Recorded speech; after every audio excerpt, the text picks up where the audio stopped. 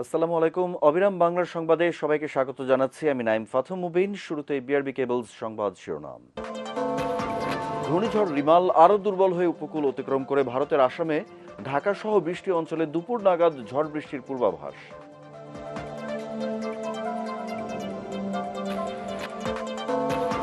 এবং সাতক্ষীরার সুস্বাদু হিমসাগর আম রপ্তানি হচ্ছে বিদেশে। জেলার বাজারগুলোতে ব্যবসায়ীদের ভিড়, এবার দাম প্রায় দ্বিগুণ।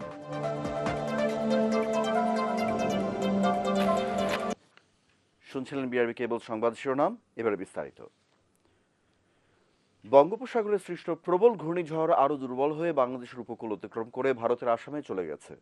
এর আগে ঘূর্ণিঝড়টি গতকাল গভীর নিম্নচাপে পরিণত হলে রাজধানী সহ সারা দেশে দিনভর বৃষ্টি ও ঝোড়ো বাতাস বয়ে যায়। ঢাকা সহ দেশের বৃষ্টি অঞ্চলের উপর দিয়ে আজ দুপুর নাগাদ ঘন্টায় 60 থেকে 80 কিলোমিটার বেগে বৃষ্টি বা বজ্র বৃষ্টি সহ অস্থায়ীভাবে ঝোড়ো বাতাস বয়ে যেতে পারে। দুপুরে 1টা পর্যন্ত দেশের অভ্যন্তরীণ নদী বন্দরগুলোর জন্য দেওয়া আবহাওয়ার পূর্বাভাসে তথ্য জানানো হয়েছে।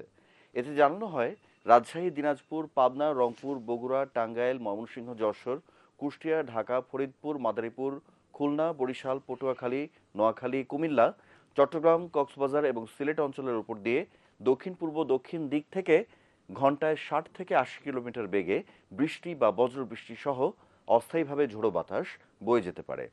এসব এলাকার নদী বন্দরকে 2 নম্বর নৌ হুঁশিয়ারি সংকেত দেখাতে বলা হয়েছে।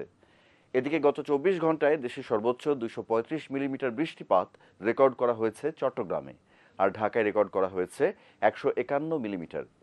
আজকের আবহাওয়ার পূর্বাভাসে বলা হয়েছে, রংপুর, ময়মনসিংহ, চট্টগ্রাম ও সিলেট বিভাগের কিছু কিছু জায়গায় এবং রাজশাহী, ঢাকা, খুলনা ও বরিশাল বিভাগের অনেক জায়গায় অস্থায়ীভাবে দমকা ঝোড়ো হাওয়া সহ হালকা থেকে মাঝারি ধরনের বৃষ্টি বা বজ্রসহ বৃষ্টি হতে পারে।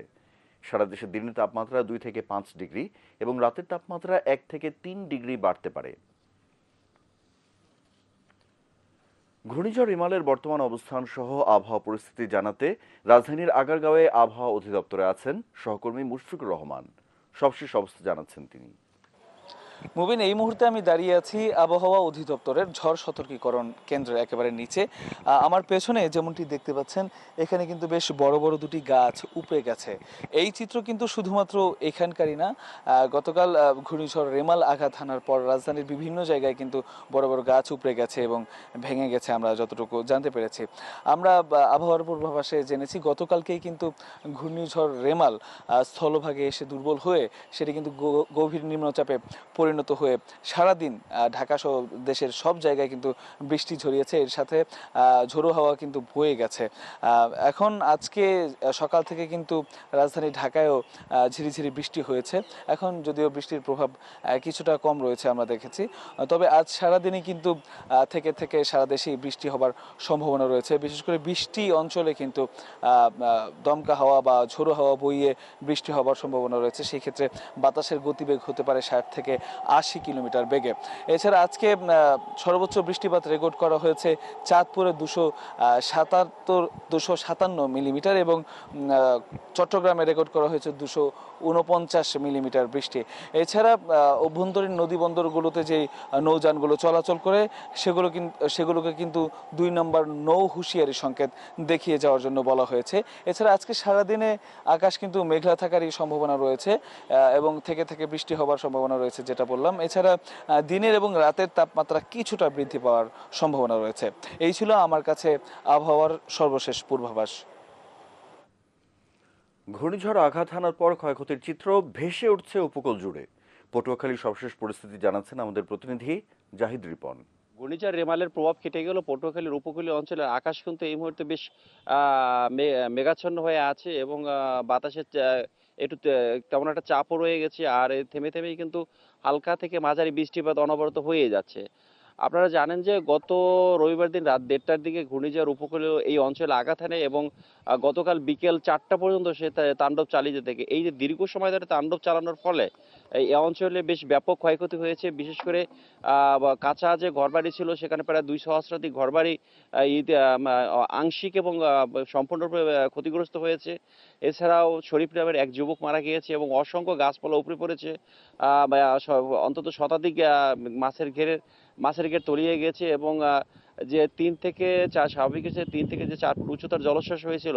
সেই জলোচ্ছ্বাসের ফলে কিন্তু বেড়িবাঁধের বাইরায় যেসব ধানের ক্ষেত ছিল, ফসলি জমি ছিল, সে ফসলি জমিগুলো ক্ষতিগ্রস্ত হয়েছে। বিশেষ করে এখন এই মুহূর্তে এই বন্যা যাওয়ার পরে যে আসলে যে ফসলি জমিগুলো রয়ে গেছে, বিশেষ করে সবজি ক্ষেত নিয়ে কৃষকরা খুব দুশ্চিন্তায় রয়েছেন এবং যাদের ক্ষেতে যে বোরো ধান রয়ে গেছে তারাও এখন এই ধান পচে যাওয়ার শঙ্কায় রয়েছেন।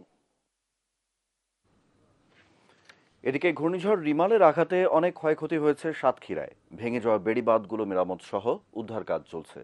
সেখানকার সর্বশেষ খবর জানাচ্ছেন আমাদের প্রতিনিধি এম কামরুজ্জামান। আইলা সিডোর থেকে শুরু করে এ যাবৎ যতগুলো দুর্যোগ এসছে সাতক্ষীরায় উপকূলবর্তী অঞ্চলে সবচেয়ে দীর্ঘস্থায়ী দুর্যোগ ছিল ঘূর্ণিঝড় রেমাল। প্রায় ৪৫ ঘন্টা ব্যাপী থেমে থেমে বিভিন্নভাবে দমকা হাওয়া এবং ভারী কখনো গুড়ি গুড়ি বৃষ্টিপাতের মধ্য দিয়ে এটি শেষ হয়েছে। আজকে সকাল থেকে আবহাওয়া বেশ অনুকূল আবহাওয়া এবং গতকাল রাত ৮টা পর্যন্ত ব্যাপকভাবে ক্ষয়ক্ষতি হয়েছে এবং জেলা প্রশাসক সূত্রে যেটি আমরা জানতে পেরেছি যে ঘূর্ণিঝড় রেমালে এ পর্যন্ত প্রায় ১,৪৬৮টি বাড়িঘর বিধ্বস্ত হয়েছে। এর মধ্যে ২০০ বাড়িঘর একবার সম্পূর্ণ বিধ্বস্ত হয়ে গেছে। ঘূর্ণিঝড় রেমালের সবচেয়ে ক্ষতি হয়েছে বিদ্যুতের, একটি বড় ক্ষতি হয়েছে, প্রায় ২০০ খুঁটি পড়ে গেছে।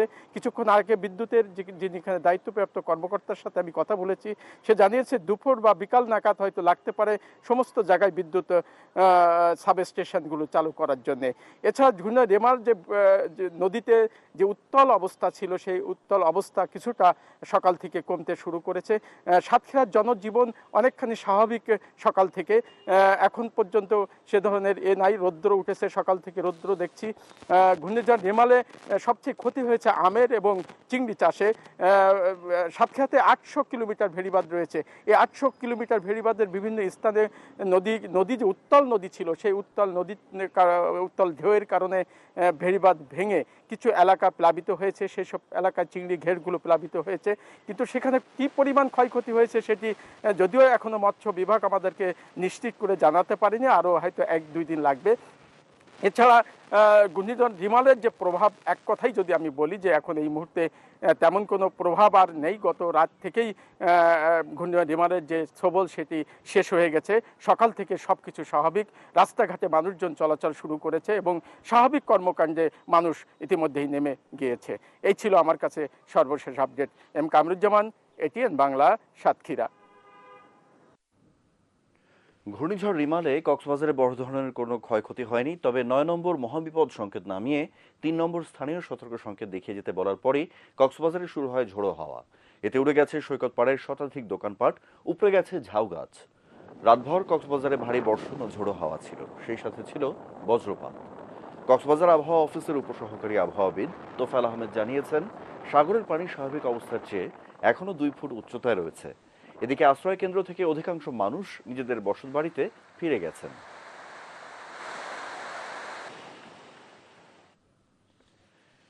এদিকে প্রবল ঝড় বৃষ্টির ঘটনায় রাজধানীতে নারীসহ ৩ জনের মৃত্যু হয়েছে। এদের মধ্যে খিলগাঁওয়ে ২ জন ও যাত্রাবাড়িতে ১ জন। এছাড়া রাজধানীর উত্তর বাড্ডার ডিএম বাড়ি এলাকায় বিদ্যুৎ স্পৃষ্ট হয়ে মারা গেছেন আলামিন নামের এক কাঠমিস্ত্রি।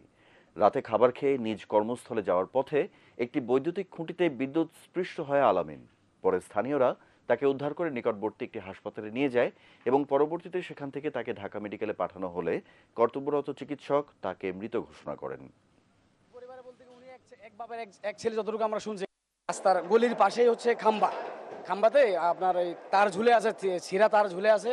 ওখানে যাওয়ার পথেই আপনার মানে কারখানা যাওয়ার পথে হঠাৎ করে উষ্টাখায় পড়ার সময় ওই যে আপনার খাম্বার পাশে হাত লেগে গেছে। হাত লাগার কারণে এখানে কারেন্টের শর্ট লাগছে, লাগার সাথে সাথে ওখানে উপরে পড়ে মারা গেছে। সাতক্ষীরার বিখ্যাত আম হিমসাগর দেশের গণ্ডি পেরিয়ে এখন রপ্তানি হচ্ছে বিদেশে। সুস্বাদু এই আম সংগ্রহে দেশের বিভিন্ন প্রান্ত থেকে পাইকাররা আসছেন সাতক্ষীরার বাজারগুলোতে। তবে এবছর ফলন কম হওয়ায় হিমসাগর আমের বাজার মূল্য প্রায় দ্বিগুণ। সাতক্ষীরা প্রতিনিধি এম কামরুজ্জামানের রিপোর্ট, জানাচ্ছেন তামান্না জেনিফার। চলতি মৌসুমে সাতক্ষীরায় আমের চাষ হয়েছে ৪,১১৮ হেক্টর জমিতে। এসব বাগান থেকে আম উৎপাদনের লক্ষ্যমাত্রা ৫০,০০০ মেট্রিক টন। তবে মৌসুমের শুরুতেই প্রতিকূল আবহাওয়ার কারণে এবছর আমের ফলন কমে গেছে। তীব্র তাপদাহ ও অনাবৃষ্টির কারণে বেশি বড় হয়নি আম। বাজারে সরবরাহ কম থাকায় বিক্রি হচ্ছে দ্বিগুণ দামে। গত বছর যে আম মন প্রতি ১৩০০ থেকে ১৪০০ টাকায় বিক্রি হয়েছে, সেই আম এবছর বিক্রি হচ্ছে ২৫০০ থেকে ২৮০০ টাকায়। অতিরিক্ত তাপদাহ খরা, যার কারণে আমাদের গাছে যে কাঙ্ক্ষিত যে আমটা হয়েছিল, আমরা সেই আমগুলো আমরা নিজ পর্যন্ত নিয়ে আসতে পারিনি। সাতক্ষীরাতে হয়তো বলা যায় 50% আম নাই। এবছর আমের দাম পাচ্ছি এই যে গোবিন্দ আম এখন ২৬০০, এখন গত বছর এরকম তো ১৬০০-১৭০০ টাকা বেচাকেনা হয়েছিল। প্রতিদিন শত শত মন আম সিলেট, চট্টগ্রাম সহ যাচ্ছে দেশের বিভিন্ন প্রান্তে। আমি কক্সবাজার থেকে একেবারে সাতক্ষীরা এসেছি আমের জন্য। প্রতি বছরে নিয়ে এই বছরের যে দামটা আগের চেয়ে একটু বেশি, কারণ হচ্ছে এই বছরে ফলনটা কম হয়েছে। আমরা যারা ক্রেতা, যারা বাইরে থেকে আসছি, তারা কিন্তু অনেক ভোগান্তির মোটামুটি সম্মুখীন হচ্ছে দাম বেশি হওয়ার কারণে। আমাদের জন্য একটু সমস্যা হয়, যারা আমরা অনলাইন বেসড কাজ করি, সবসময় প্রিমিয়াম কোয়ালিটিটা প্রোভাইড করার জন্য আমরা চেষ্টা করি। এখানে এসে একটা জিনিস একটু আমাদের জন্য যেটা কষ্টদায়ক হয়, সেটা হচ্ছে আম ডালি যে আসে, ডালির ওপর এবং নিচে মানে কোয়ালিটির একটু তফাৎ থাকে আর কি। এবছরও ইউরোপের বিভিন্ন দেশে সাতক্ষীরার আম রপ্তানি হবে বলে জানান সংশ্লিষ্ট কর্মকর্তারা।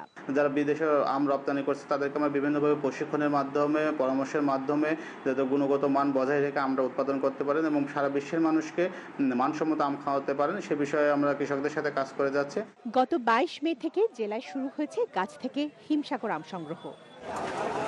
Bureau report, ATN Bangla. একসময় পিরোজপুরে কৃষকরা চাষাবাদে দেশীয় জাতের গবাদি পশু লালন পালন করলেও সেখানে এখন গড়ে উঠেছে উন্নত জাতের পশুর খামার। এসব খামারে মোটা তাজা করা হচ্ছে বিভিন্ন রং ও আকারের দেশি বিদেশি জাতের গরু। খামার মালিকদের লাভ দেখে অন্যরাও জড়িয়ে পড়ছেন এই পেশায়।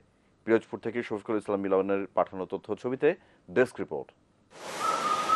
গত ২০ বছরে পিরোজপুর জেলা সদর সহ অন্যান্য উপজেলায় গড়ে উঠেছে ছোট বড় মিলিয়ে প্রায় ৫,০০০ পশু খামার। উন্নত যোগাযোগ ব্যবস্থা ও দক্ষিণাঞ্চলের অন্যতম বৃহৎ গবাদি পশুর বাজার ভান্ডারিয়াতে হওয়ায় জেলায় খামারের সংখ্যা দিন দিন বৃদ্ধি পাচ্ছে। খামারে অস্ট্রেলিয়ান ফ্রিজিয়ান, শাহিওয়াল, সিন্ধি সহ বিভিন্ন জাতের গরু মোটাতাজা করতে ব্যস্ত খামারিরা। সারা বছর এসব খামারে কম বেশি পশু বেচাকেনা চললেও কোরবানি ঈদকে সামনে রেখে পশুর বাড়তি যত্ন নিচ্ছেন খামারিরা। জেকে ডেইরির পুতিন নামের ষাঁড়টি এ অঞ্চলের সবচেয়ে বড় গরু। অস্ট্রেলিয়ান ফ্রিজিয়ান জাতের এই গরুর ওজন প্রায় ১৪০০ কেজি, উচ্চতা প্রায় ৭ ফুট, দাম হাঁকা হয়েছে ১৬ লাখ টাকা।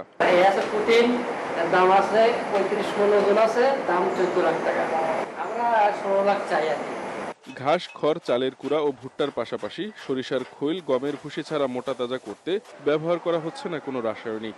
তবে বর্তমানে গোখাদ্য, ঔষধ ও শ্রমিকের মজুরি বেশি হয় এবছর আগের মতো লাভের মুখ দেখতে পাওয়া যাবে কিনা তা নিয়ে শঙ্কায় রয়েছেন অনেক খামারি। গরু লালন পালন করে আলহামদুলিল্লাহ খুব ভালোই ছিলাম, লাভ হয়তো চলার মতো সংসার চলবে, কিন্তু বর্তমানে এই খাবার, গোখাদ্যর যে দাম, এই এত খড় ভুসি, ঔষধ সবকিছুর দাম বৃদ্ধি। খাবারের দাম বেশি, ওষুধের দাম বেশি, লেবারের খরচ বেশি, এটা পুষায় না, আমাদের খুব লসে আছে। তারপরও আমাদের পেশা এটা পালতে হয়। এদিকে পশুর স্বাস্থ্য সেবা নিশ্চিত করতে মোবাইল ভেটেরিনারি ক্লিনিক স্থাপন, বিভিন্ন ধরনের সহযোগিতা সহ সরকারের নানামুখী পদক্ষেপের কারণে ঈদে পিরোজপুরের খামারিরা নিজ জেলার চাহিদা মিটিয়ে পার্শ্ববর্তী জেলাগুলোতে পশু সরবরাহ করতে পারবে বলে জানান জেলা প্রাণী সম্পদ কর্মকর্তা।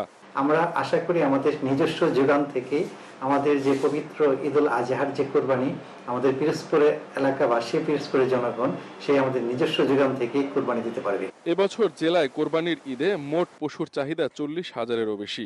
৪৬,০০০-এর বেশি পশুর যোগান দিতে সক্ষম স্থানীয় খামারগুলো, যার আনুমানিক বাজার মূল্য ২০০ কোটি টাকা। Bureau report, ATN Bangla. এ পর্বের শুরুতেই পার্টেক্স খেলার খবর।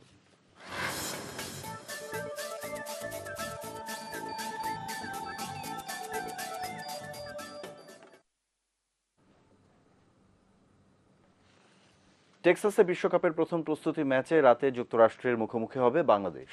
এর আগে এই দলের বিপক্ষে ২-১ সিরিজ হারা নাজমুল হোসেন শান্তর দলের সামনে সুযোগ প্রতিশোধ নেয়ার। যদিও এই ম্যাচের পরিসংখ্যান আন্তর্জাতিকভাবে স্বীকৃতি পাবে না, তবে মূল লড়াইয়ে নামার আগে নিজেদের শেষবারের মতো ঝালাই করে নিতে পারছে চন্দ্রিকা হাথুরু সিংহের দল। গ্র্যান্ড প্রেইরা স্টেডিয়ামে বিশ্বকাপের প্রথম ম্যাচে শ্রীলঙ্কার বিপক্ষে খেলবে টাইগাররা, তাই মাঠ এবং উইকেট সম্পর্কেও অভিজ্ঞতা নিতে পারবেন সাকিব আল হাসান, মাহমুদুল্লাহ রিয়াদরা। রাত ৯:৩০টায় শুরু হবে খেলাটি।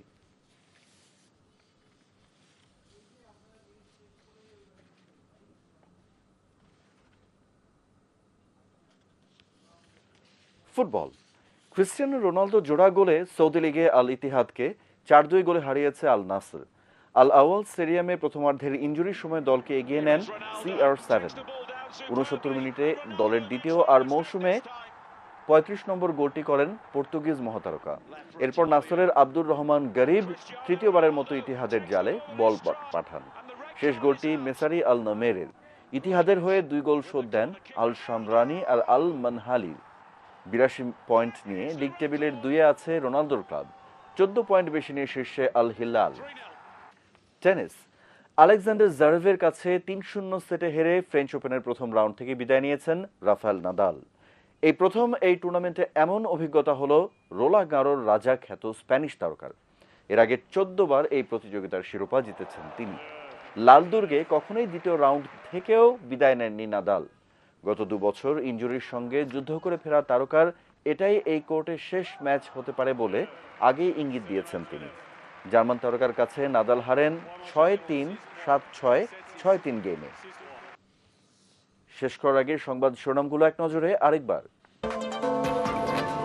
ঘূর্ণিঝড় রিমাল আরো দুর্বল হয়ে উপকূল অতিক্রম করে ভারতের আসামে, ঢাকাসহ বৃষ্টি অঞ্চলে দুপুর নাগাদ ঝড় বৃষ্টির পূর্বাভাস। এবং সাতক্ষীরার সুস্বাদু হিমসাগর আম রপ্তানি হচ্ছে বিদেশে। জেলার বাজারগুলোতে ব্যবসায়ীদের ভিড়, এবার দাম প্রায় দ্বিগুণ।